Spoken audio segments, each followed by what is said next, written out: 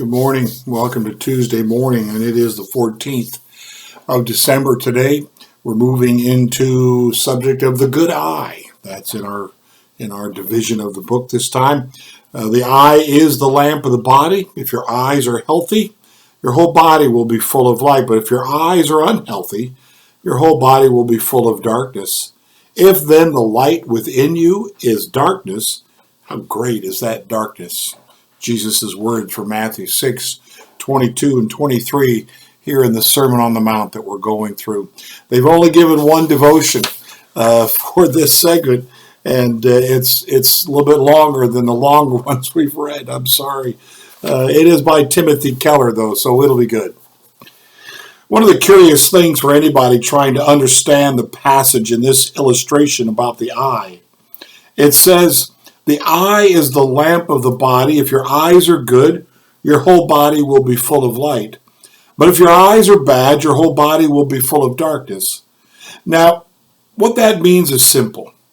There's light in this room, and if your eye works, if it takes the light in, you will, by the light, be able to move your body through the room. You'll see where the aisle is. You won't stumble or fall. No, not guaranteed for some of us getting out of balance sometimes.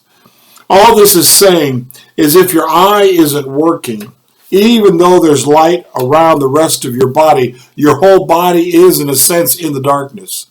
If your eye is not working, there's a sense in which no other part of your body can see or take the light in. So if your eye is not working, your whole body is in darkness, whether or not the whole room is flooded with light. In Luke 11, Jesus uses the same illustration that the eye is the lamp of the body, and if your eye is dark, your whole body is dark. He also talks about money again. It's connected. When you get into Luke 12, after he talks about the eye and the lamp, he says, so watch out for greed. He's saying that materialism is an inordinate desire or dependence on money and material things has the peculiar effect of blinding you spiritually, of distorting the way you see things. It has power over the way you see everything. Let me give you some examples. First of all, materialism has the power to blind you to materialism. Some years ago, my wife Kathy noticed I was doing a series of monthly morning breakfasts on the 7 deadly sins. The 7 deadly sins include lust, pride, envy, anger, and so forth. And of course, one of the 7 deadly sins is greed. Kathy asked, are they advertising these things? I said, yes, they're advertising. She said, so they'll know the month you're speaking on greed? I said, right. She said, watch the attendance. It's going to drop. They're not going to come out to hear about greed. And she was right. It was the least attended of them all. Why? It's not that they were hostile. It's not that people said that's a terrible idea. I don't want to hear about greed. No, everybody was just so sure it wasn't true of them. Greed is different than other sins. This is why Jesus says this is an eye sin. This darkens your eyes spiritually. Jesus did not say to anybody, watch out, you might be committing adultery. If you're committing adultery, you know you're committing adultery. You don't say, oh, you're not my wife. It doesn't happen. But Jesus has to say, watch out, you might be greedy. Greed hides itself. It blinds you in a way that adultery doesn't. Over the years as a pastor, I've had people come in to talk to me about sins. But I don't remember anybody coming to me to confess the sin of greed. Jesus is saying, you don't ask. You don't consider the possibility that you're greedy. You don't think you are. You say, me? Greedy? You think of rich people. You think of people that spend tons. Most of you even have the relative who's more extravagant with money than you are. That's all it takes. All you have to do is know somebody who's really greedy, and you won't think you're greedy. You wouldn't even consider the possibility that you're materialistic. If you say, this is not a problem of mine, that's a very bad sign. A symptom of this sin is thinking, I'm sure it's not true of me. Jesus is saying, watch out. This is a sin of the eye. It darkens your eye. For example, materialism has the power to get you to choose a job, not one that you will love, not one that you're good at, not one that helps people, but one that makes you money. You do it because it will get you to a certain status in life.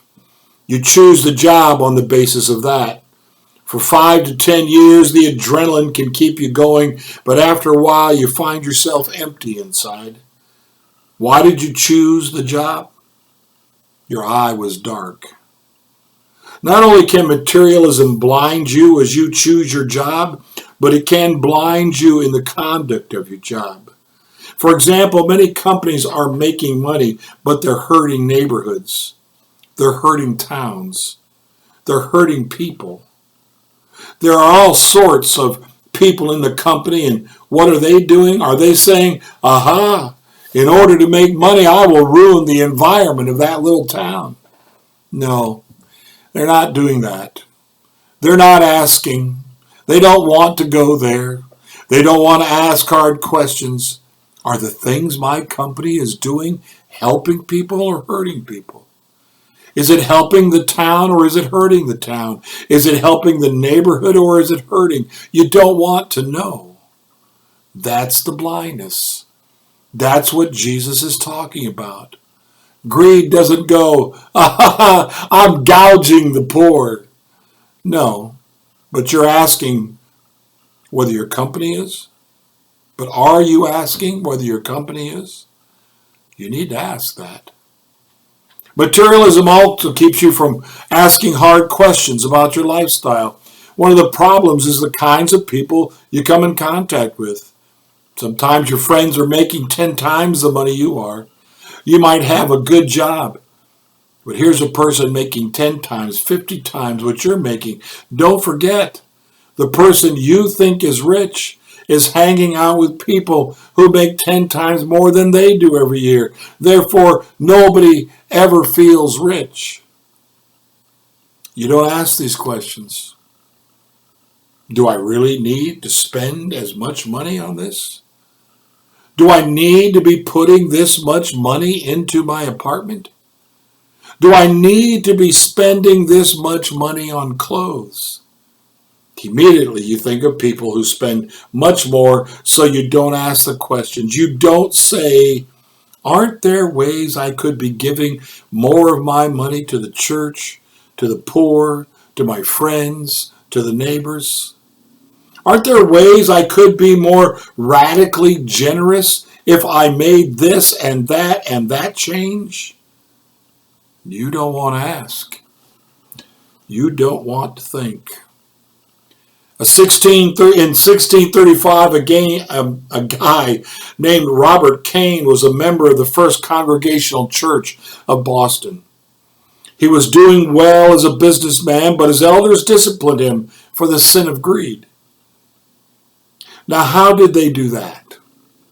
It was because he was selling his product at a 6% profit.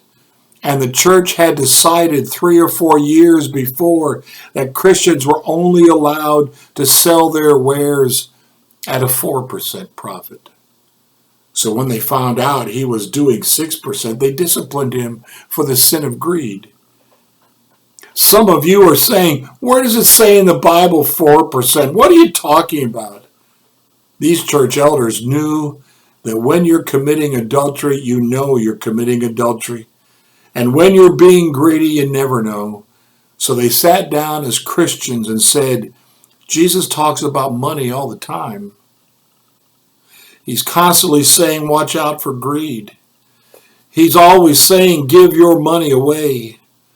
He's always saying, don't spend all your money on yourself. So some business practices must be greedy. Some lifestyles have to be greedy. How are we going to know? As a Christian community, let's sit down and decide at our time, in our place, in this spot, what is a greedy lifestyle and what are greedy business practices. So by consensus, they decided on some rules and decided to hold each other accountable. It was consensual. And of course, Robert Cain knew about it, but he tried to move past it. I am not saying by any means that today in our economy you could come up with a nice simple rule of thumb, but here's the point. Who are you accountable to? What Christians have you gotten together with and said, let's talk about how we're spending our money on each other, on ourselves, how much we're giving away, how much we're keeping, what we're doing. You have to talk about this with somebody. You've got to have some standards, and you cannot trust yourself. That's the principle. You cannot trust yourself to decide this. And that is what Jesus would say is a problem with a blind eye. Even in the middle of light, it cannot see. And so the whole body walks in darkness. Think about that today. Consider these things. Consider these things shared today. And where you are, where we are, with how we handle what God has given to us. Blessings to you today.